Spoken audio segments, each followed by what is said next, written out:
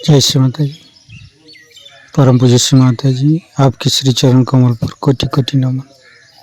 परम पूज्य श्री माता जी, कृपा करके आप पधारिए। सारे विश्व का सविषय जी और शुद्धात्मा आपके साथ ध्यान करने के लिए एकत्रित हुई है। माँ, कृपा करके आप सारे देव देवियों के साथ आइए और हमें ध्यान का सिद्धि प्रदान कीजिए, हमें निर्विचारिता सिद्धि प्रदान कीजिए। कुंडलिनी उठा के बंधन लेंगे।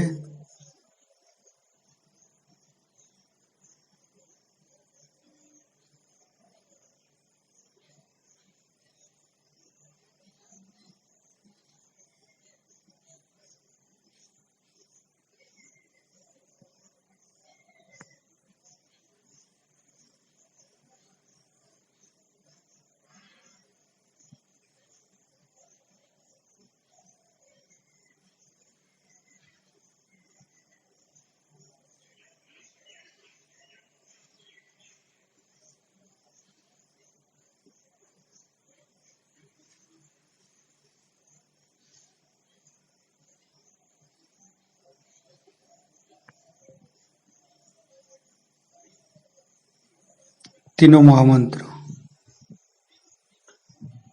ओम तमेव साक्षात् श्री महालक्ष्मी महासरस्वती महाकाली त्रिगुणात्मिका कुंडलिनी साक्षात् श्री आदिशक्ति माता जी श्री निर्मला देवे नमो नमः। ओम तमेव साक्षात् श्री कल्की साक्षात् श्री आदिशक्ति माता जी श्री निर्मला देवे नमो नमः। ओम तमेव साक्षात् श्री कल्की साक्षात् श्री सहस्रार स्वामिनी मोक्ष प्रदायिनी माता जी श्री निर्मला देवे नमो नमः। गणेश मंत्र लेंगे। ओम तमेव साक्षात् श्री गणेश साक्षात् श्री आदिशक्ति माता जी श्री निर्मला देवे नमो नमः। परम पूज्य श्री माता जी, कृपा करके आप इस धरती पर आइए और ये अधर्म, ये दुख स्थिति, ये धरती पर जो अन्याय हो रही उसी के ऊपर ध्यान दीजिए। माँ, परम पूज्य श्री माता जी, कृपा करके ये धरती को स्वर्ग बनाइए। माँ, कलयुग का अंत कीजिए। माँ, दोनों हाथ श्री माता जी की तरफ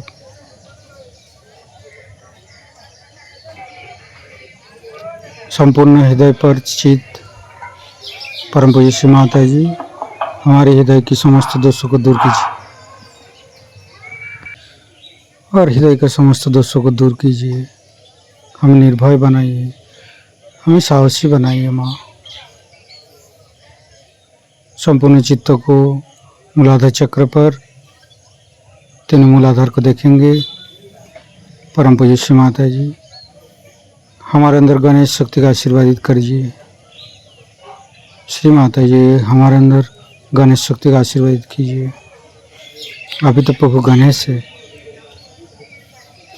धीरे धीरे चित्त को स्वादिष्ठान चक्र पर, दाहिने स्वादिष्ठान पर गणेश 17 शिष्य पाठ करें। ओम नमस्ते गणपतये तमेव प्रत्यक्षं तत्त्वमसि तमेव केवलं कर्तासि तमेव केवलं धर्तासि तमेव केवलं हर्तासि तमेव सर्वं खल्विदं ब्रह्मासि तं साक्षादात्मसि नित्यं हरितं वच्मि सत्यं वच्मि अवतं माम् अववक्तारम् अवसोतारम् अवदातारम् अवधातारम् अवानुचानमवशिष्यम् अवपश्चातात् अवपुरस्तात् अवोत्तरातात् अवदक्षिणातात् अवचोदातात् अवधरातात् सर्वतो मां पाहि पाहि समन्त्रात् तं वाङ्मयस्तं चिन्मयो तं आनन्दमयस्तं ब्रह्ममयो स्तं सच्चिदानन्दादित्यसि स्तं प्रत्यक्षं ब्रह्मासि स्तं ज्ञानमयो विज्ञानमयोऽसि सर्वं जगदं तत्तो जयते सर्वं जगदं तत्तोत्तिष्ठति सर्वं जगदं त्वयि लयमुच्यते सर्वं जगदं त्वयि पत्येति तं भूमिरापो नालो नीलो नमः स्तं चत्वारि वाक्पदानि स्तं गुणत्रयातीतो स्तं देहत्रयातीतो स्तं कालत्रयातीतो स्तं मूलाधारसितोत्सि नित्यं स्तं शक्तित्रयात्मक स्तं योगिनो ध्यायन्ति नित्यं स्तं ब्रह्मा स्तं विष्णु स्तं रुद्रस्तं इन्द्रस्तं अग्निस्तं वायुस्तं सूर्यस्तं चन्द्रमास्तं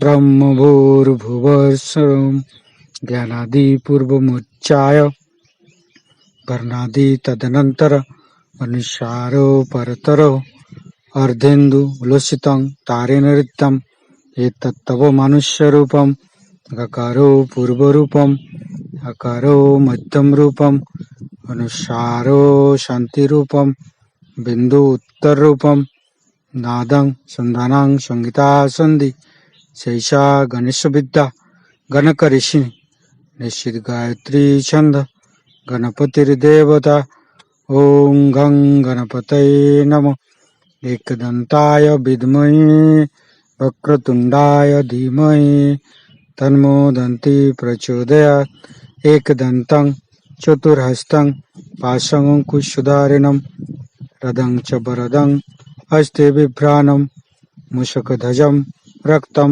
लम्बोदरं शूर्पकर्णकं रक्तवाससं रक्तगन्धानुलिप्ताङ्गं रक्तपुष्पे सुपूजितं भक्तानुकम्पिनं देवं जगत्तारणमच्युतम् आविर्भूतं च सृष्ट्यादौ प्रकृते पुरुषोत्तरम् एवं ध्यायन्ति नित्यं स योगी योगिनो वर नमो बृहत्पतये नमो गणपतये नमो पमतपतये नमस्ते अस्तु लंबोदराय दंताय विघ्ननाशिने शिवसुताय श्री वरदमूर्तये नमो नमः साक्षात् श्री आदिशक्ति माता जी श्री निर्मला देवी नमो नमः। हे प्रभु गणेश अपराइट स्वादिष्ठान पर आइए, समस्त दोषों को दूर कीजिए। परम पूज्य श्री माता जी आपके श्री चरण की शीतलता हमारे लीवर पर प्रदान कीजिए, हमारे लीवर के समस्त दोषों को दूर कीजिए। परम पूज्य श्री माता जी कृपा करके हमारे तीनों स्वादिष्ठान के अंदर समस्त दोषों को दूर कीजिए। मध्य स्वादिष्ठान के ऊपर चित परम पूज्य श्री माता जी आप ही तो ब्रह्मादेव सरस्वती है, कृपा करके हमारे मध्य स्वादिष्ठान के अंदर समस्त दोषों को दूर कीजिए। ब्रह्मदेव सरस्वती का मंत्र ओम तमेव साक्षात श्री ब्रह्मदेव सरस्वती साक्षात श्री आदिशक्ति माता जी श्री निर्मला देवी नमो नमः। फिर धीरे धीरे चित्त को तीनों नाभि पर फिर हृदय पर, फिर संपूर्ण चित्त विशुद्धि चक्र पर, तीनों विशुद्धि को देखेंगे। फिर फ्रंट आज्ञा, बैक आज्ञा, सहस्त्रार। परम पूज्य श्री माता जी हमारे अंदर अहंकार, प्रति अहंकार को दूर करके सहस्त्रार पे निर्विचारिता स्थिति प्रदान कीजिए। श्री माता जी हमारे सहस्त्रार पर आइए और हमें ध्यान का स्थिति, निर्विचारिता का स्थिति प्रदान कीजिए। परम पूज्य श्री माता जी कृपा करके मेरे शास्त्रार पर विराजमान हुई। निर्विचारिता का मंत्र ओम तमेव साक्षात श्री निर्विचारिता साक्षात श्री आदिशक्ति माता जी श्री निर्मला देव्ये नमो नमः। संपूर्ण चित्त शास्त्रार पर परम पूज्य श्री माता जी का अमृत वाणी शास्त्रार से सुने। प्रेम की तो कोई भाषा नहीं होती है जो प्रेम के बारे में कुछ कहा जाए। हमारी माँ हमसे जब प्यार करती है तो वो क्या कह सकती है कि उसका प्यार कैसा है। ऐसे ही परमेश्वर ने जब हमें प्यार किया, जब उसने सारी सृष्टि की रचना की है, तब उनके पास भी कोई शब्द नहीं थे कहने के लिए। मनुष्य ही जब अपने निमित्त को, अपने इंस्ट्रूमेंट को पूरा कर लेता है, तभी भाषा का अवलंबन होकर के हम लोग प्रभु की कुछ स्तुति कर सकते हैं। आज के लिए कोई विशेष विषय या सब्जेक्ट इन लोगों ने मुझसे बताया नहीं, क्योंकि 3 दिनों में पूरी बात कहने की है। आज उत्पत्ति पे मैं कुछ कहूँ। मेरा जो कुछ कहना है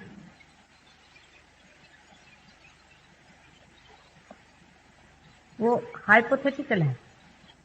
हर एक साइंस में पहले हाइपोथेसिस होता है।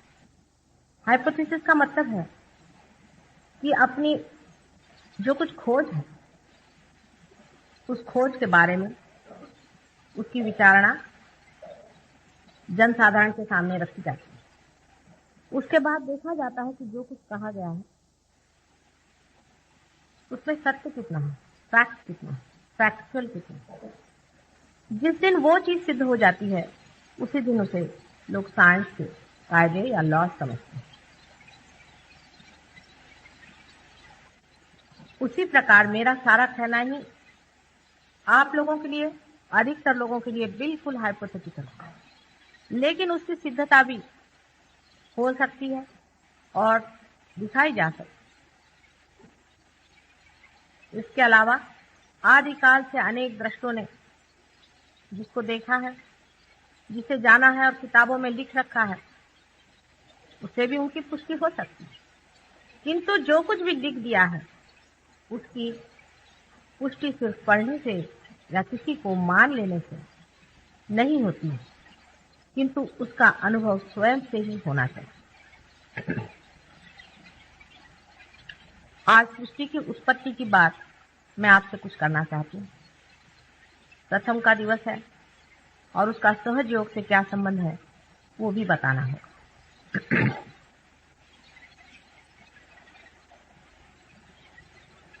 ब्रह्म के बारे में कहा जाता है कि वो आदि और अंत से परे नित्य है। जिसे हम चैतन्य समझते हैं, जिसे हम चैतन्य शक्ति समझते हैं, उससे ब्रह्म का स्वरूप अलग। चैतन्य शक्ति उसी ब्रह्म का एक अंग है। ब्रह्म माने जो कुछ भी है, सब कुछ ब्रह्म ही है। जैसे एक बीज ही सब कुछ पेड़ होता है, जैसे एक ही बीज में से पूरा पेड़ की पेड़ और अनेक अनंत पेड़ निकलते रहते हैं और फिर से वही पेड़ जाकर बीज में खत्म हो जाता है, उसी प्रकार ब्रह्म अनेक प्रकार विकारों में प्रादुर्भावित होता है, मैनिफेस्टेशन होता है और अंत में फिर वही बीज बन जाता है और फिर बीज से अनेकानेक अनंत विश्व उत्पन्न होते हैं। जैसे कि एक पेड़ का बीज होता है, ऐसे ही ब्रह्म का भी बीज समझ लीजिए, जिसे हम ब्रह्म बीज कहें। हर एक बीज की अपनी सृजन शक्ति होती है। हर एक बीज सृजनात्मक होता है। इसी प्रकार ब्रह्म की जो सृजन शक्ति है, वही ब्रह्म और उनकी ब्रह्म शक्ति के नाम से जाना जाता है।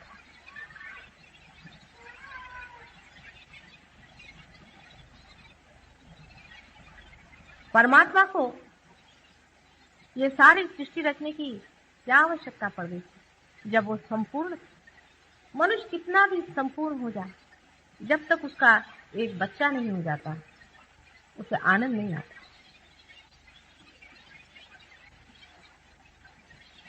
उसको ऐसा लगता है मैंने जो कुछ भी कमाया ये किसके लिए। इसीलिए संसार में बहुत से लोग होते हैं जो बहुत धनी होते हैं, अगर उनके पास एक बच्चा नहीं होता तो वो बहुत प्रयत्न करते हैं कि किसी तरह से उन्हें एक बच्चा हो, कम से कम एक बच्चा हो जाए, कि ये जो कुछ उनके पास है संचित, वो किसी को दे सके, किसी को रिवील कर सके। इसी प्रकार परमात्मा को जब प्रेम हुआ, उनके हृदय में जब प्रेम स्पंदित हुआ, उसी वक्त उनके अंदर से बहने वाली उनकी शक्तियां संचित होकर के आद्य शक्ति या ब्रह्म शक्ति स्थापित हो गई। अब बीच में बचा हुआ जो कुछ भी है वही ईश्वर और परमात्मा। इसके लिए साइंस वाले मुझसे बार बार ये कहते हैं कि हम ईश्वर को नहीं मानते। आप ईश्वर को न माने, लेकिन अपने हृदय को अगर मानते हैं, इस हृदय में जो स्पंदित है वो क्या है? इस हृदय में जो स्पंदित है वही ईश्वर, जो परमात्मा है, वही आत्मा स्वरूप हमारे अंदर हृदय में स्पंदित है और हर समय हमारा साक्षी, हमारे हर एक कार्य का वो साक्षी है और हर एक चीज वो देखता है। वही आत्मा है, उसी को लोग स्पिरिट कहते हैं, स्पिरिचुअल कहते हैं, उसी को लोग सोल, जीवात्मा, जब वो जीव धारणा करता है तो उसे जीवात्मा आदि शब्दों से जानते हैं। ये जो अपने हृदय में बसा हुआ एक साक्षी स्वरूप परमात्मा है, उसकी शक्ति जो शुरुआत में आद्या शक्ति,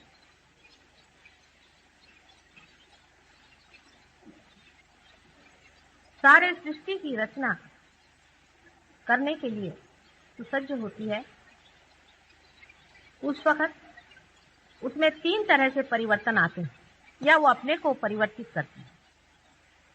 पहले तो उसे ये इच्छा होती है कि मुझे बच्चा होना चाहिए,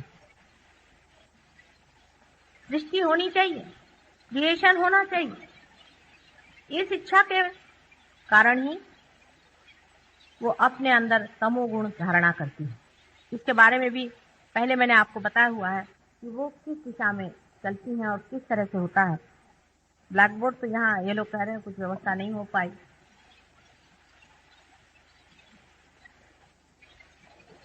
पहले जो इच्छा की जाती है, इच्छा करना आवश्यक, उसी से तमोगुण का वलय तैयार होता है।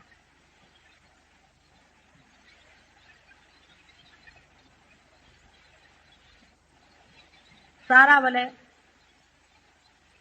बिंदु मात्र जो आद्या शक्ति है उसके गति से, मूवमेंट से होता है।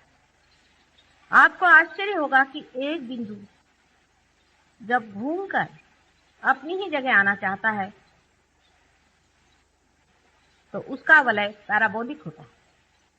आइंस्टीन आजकल कहते हैं कि हर एक चीज की मूवमेंट पैराबोलिक होती है। अपने यहाँ शिव जी के मंदिर में आपने देखा होगा कि शिव शक्ति जो होती है उसका भी वलय पैराबोलिक होता है। आइंस्टीन अब कह रहे हैं कि जो चीज भी घूमती है वो पैराबोलिक घूमती है,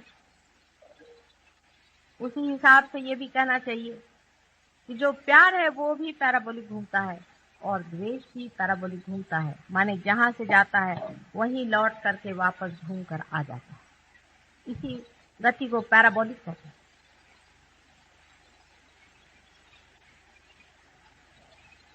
इसी प्रकार से पहले वलय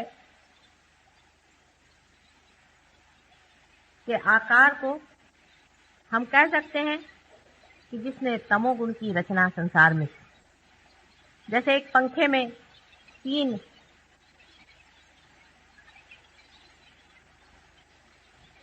पत्रे जोड़े जाते हैं, उसी तरह से अगर आप कल्पना कर सकें तो पहले एक पैराबोलिक गति का चलना हुआ।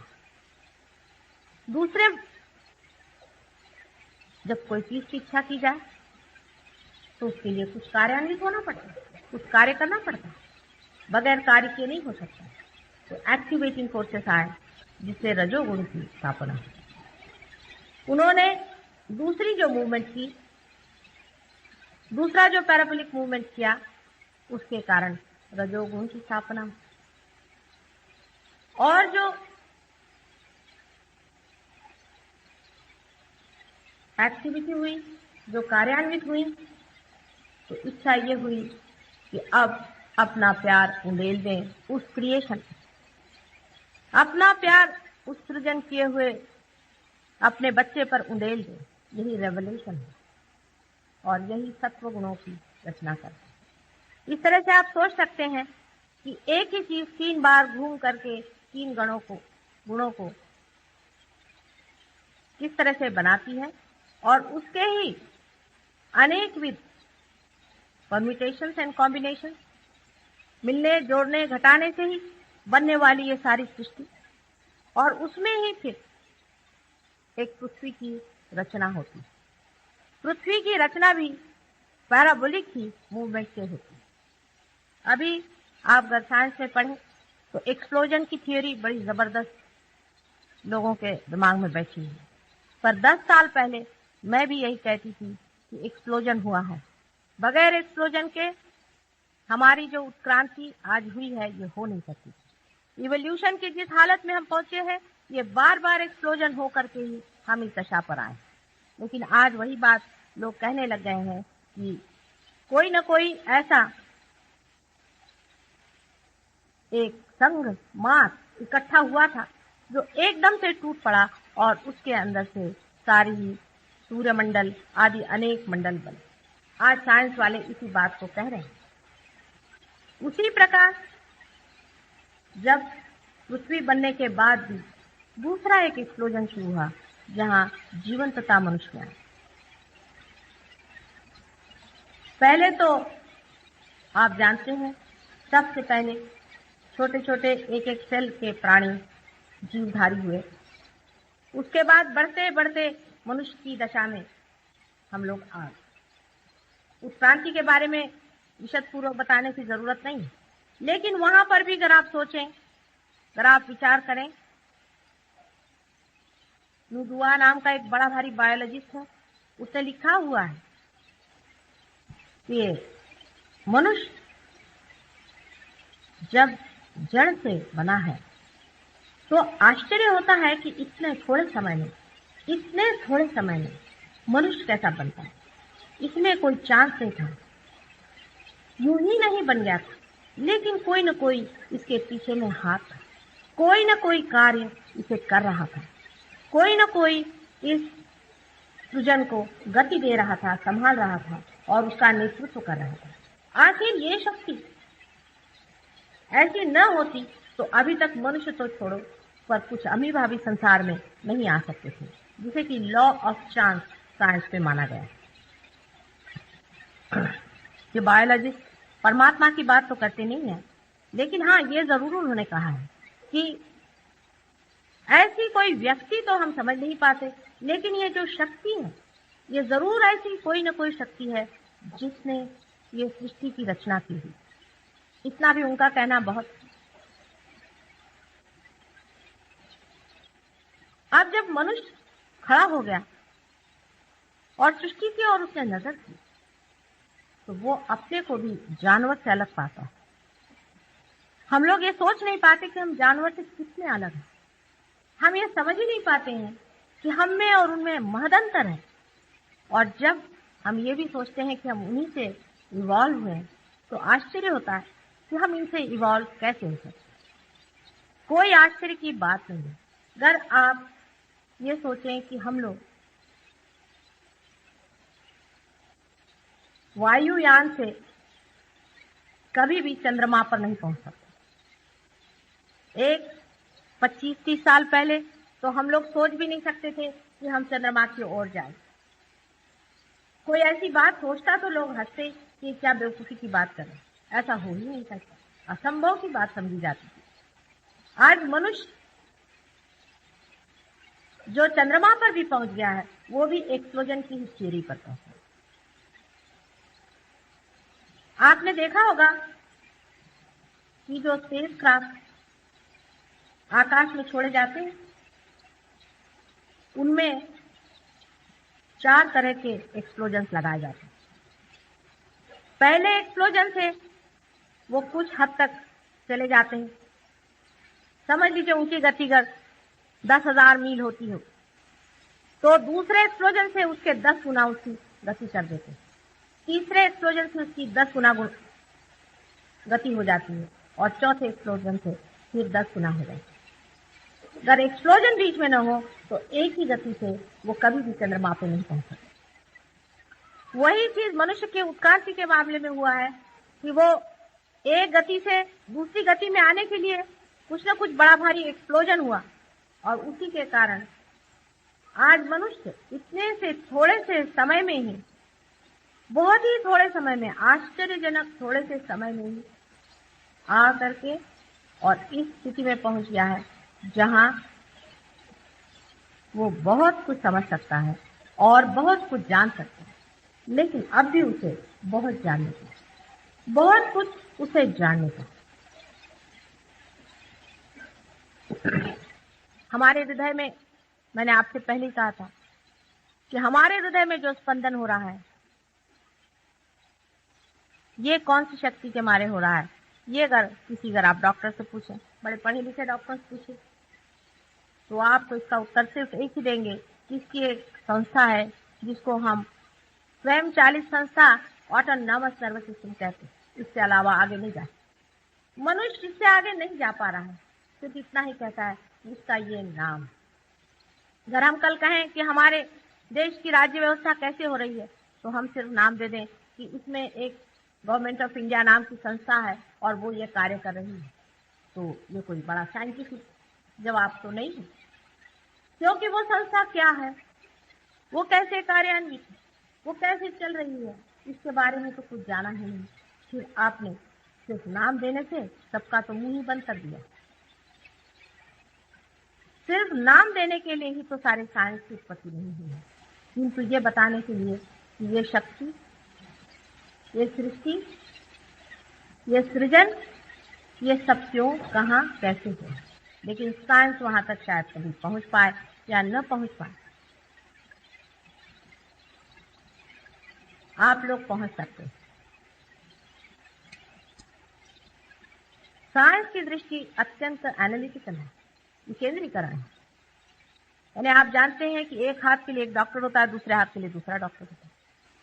संपूर्ण समग्र ज्ञान साइंस से आना बहुत है। जैसे कि एक पेड़ में बहुत से फूल खिले हुए हैं और हर एक फूल को देख रहा है और उसके बारे में जांच पड़ताल कर रहा है, और कोई कह रहा है कि इसका रंग पीला होता है, कोई कह रहा है नीला होता है। लेकिन कोई अगर उस चैतन्य में या उस रस में जिससे कि सारी ही सृष्टि उस पेड़ की हुई है उतर सके तो वो बता सकता है।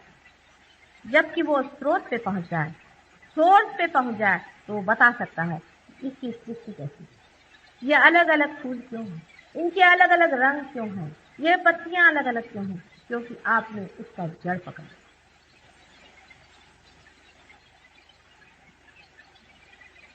हालांकि लोग बहुत से बंबई में हमसे जब भी हम बात करते हैं तो कहते हैं यार लोगों को खाने पीने को नहीं, चीनी नहीं मिल रही है, माता जी आप ये क्या सब भगवान भगवान की बातें करते हैं।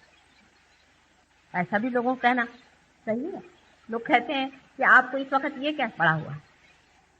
लेकिन ये सब क्यों हो रहा है अगर सोचा जाए, एक पल आप सोच लें, अपने देश में खाने पीने को नहीं, अमेरिका में लोग आत्महत्या कर रहे हैं, भाग रहे हैं अपने घर में, पागल हो रहे हैं लोग।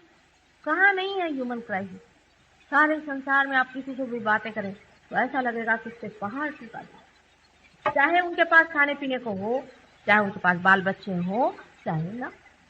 संसार में कहीं भी कोई एक भी सुखी जीव तो नहीं दिखाई देता। अगर यही बात है कि सिर्फ खाने पीने ही से आप सुखी होने वाले हैं, तो जो लोग अत्यंत सुखी इस मामले में हैं वो भी मुझे कभी भी सुखी नहीं दिखाई। क्या कारण है कि वो भी, क्या वजह है कि वो भी मानो टूटे ही चले जा रहे हैं, खत्म हुए से चले जा रहे हैं। इसका कारण यही है कि जो पेड़ अत्यंत बाहर बढ़ जाए और विशाल हो जाए बाहर और अपने स्रोत पे जाकर न बैठे, अपने स्रोत को न पकड़े, अपने सोर्स को न पकड़े, वो पेड़ जरूरी है कि टूट जाए।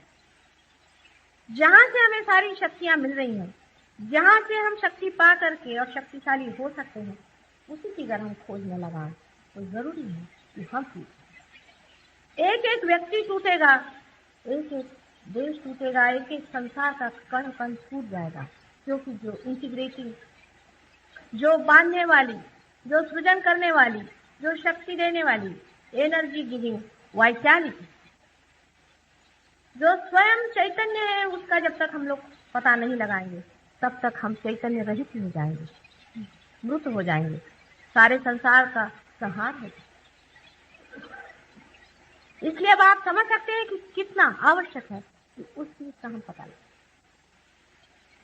उस शक्ति का हम पता चला जो हमारे हृदय में धक धक धक धक चल रही और हमारे ऊपर में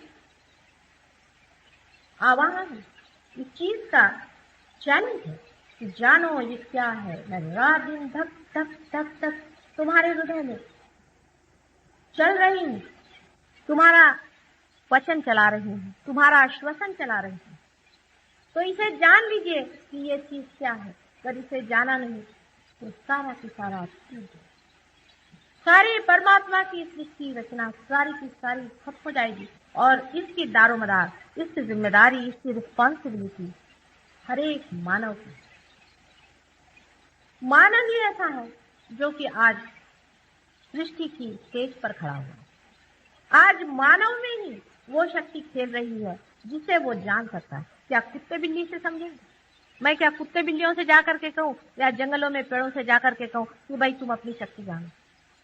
मुझे तो आप ही लोगों को बताना है बार बार कि जिस शक्ति के सहारे आज आप चल रहे हैं उसे जरूर जान लीजिए और उसका परिणाम, न जानने का परिणाम आप देखिए।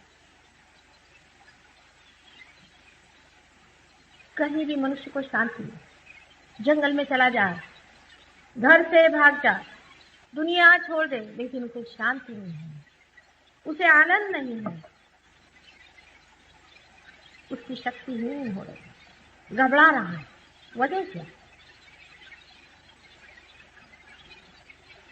साधारण तरह से समझाया जाए तो ऐसे समझा सकते हैं कि आपके अंदर जो पेट्रोल भरा गया है, जिस शक्ति का पेट्रोल भरा गया है, वही आप खत्म करेंगे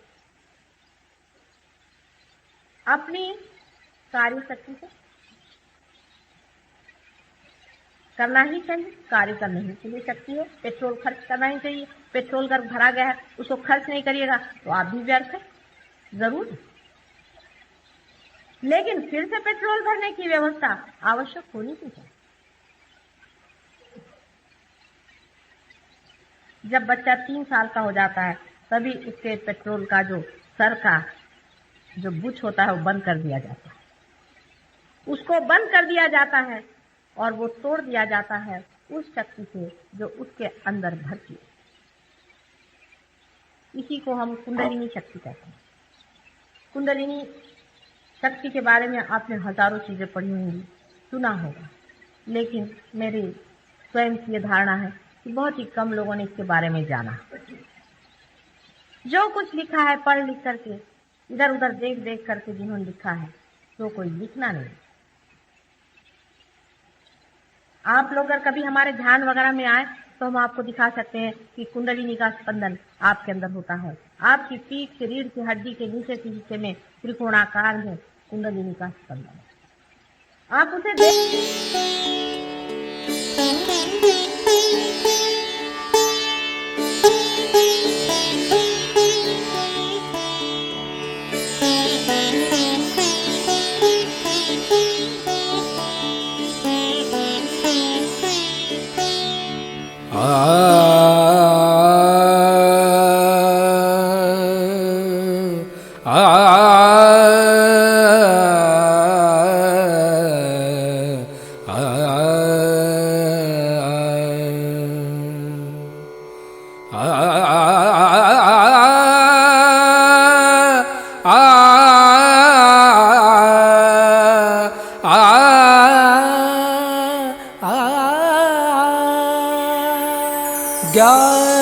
ज्ञानदायिनी श्रीमाता जी, ज्ञानदायिनी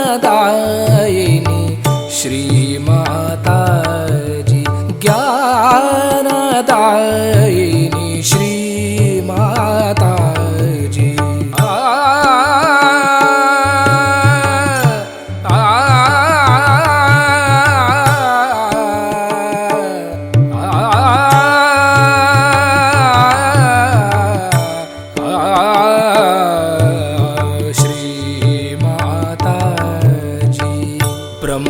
स्वरूपिणी मात सरस्वती, ब्रह्मस्वरूपिणी मात सरस्वती, ब्रह्मस्वरूपिणी मात सरस्वती, ज्ञानदायिनी श्रीमाता जी।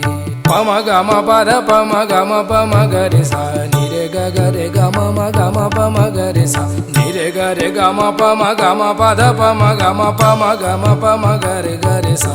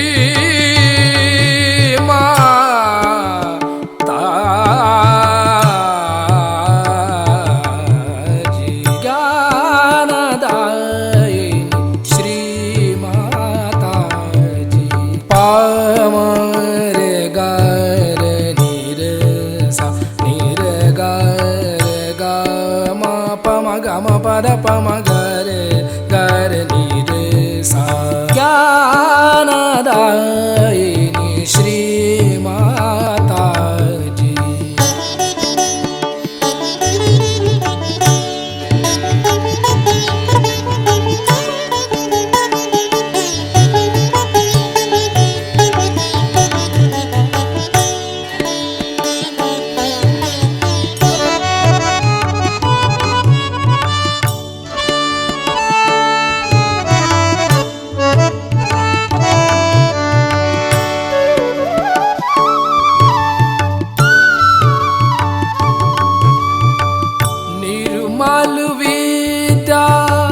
कावर दो माँ निर्मल विद्या, कावर दो माँ निर्मल विद्या।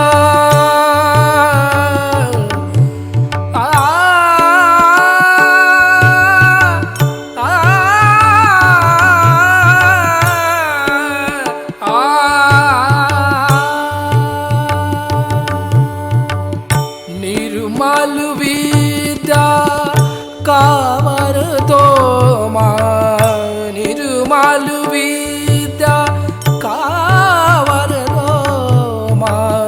चित्त सदा चरणों में रखना, चित्त चित्त सदा चरणों में रखना, चित्त सदा चरणों में रखना। ज्ञानदायिनी